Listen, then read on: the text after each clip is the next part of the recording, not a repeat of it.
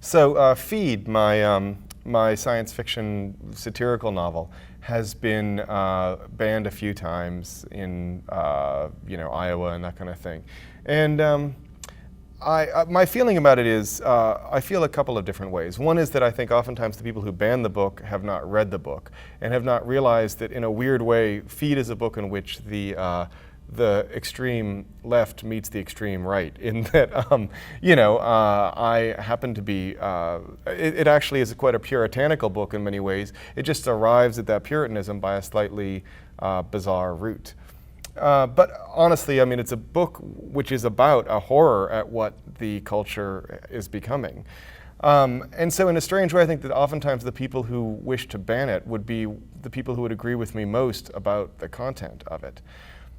I would say that the other thing, though, when I first was going to write that book, so we're talking around the year 2000 AD, if you may call that to memory, it was a strange period in that we had not yet had the acceptance widely of books for teens that had a lot of profanity in them, especially profanity that was just casual.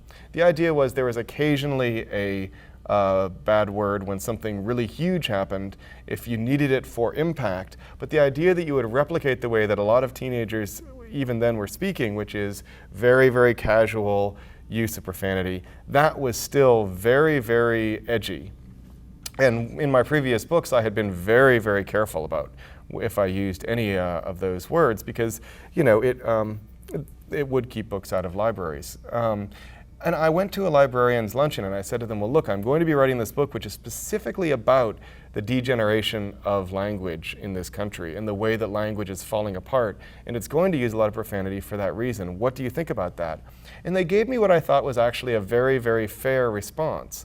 What they said was, well, if we have a choice between buying a book that is wonderful and is going to be problematic and contested, and buying a book which is equally wonderful, but has no problem at all and is not going to be contested. We only have a limited budget. I mean, we're talking about school librarians, a very restricted budget. Clearly, we're going to buy the book that is not going to bring us additional problems. And you know what? I frankly completely understand that. I mean, that makes to me sound fiscal and professional sense.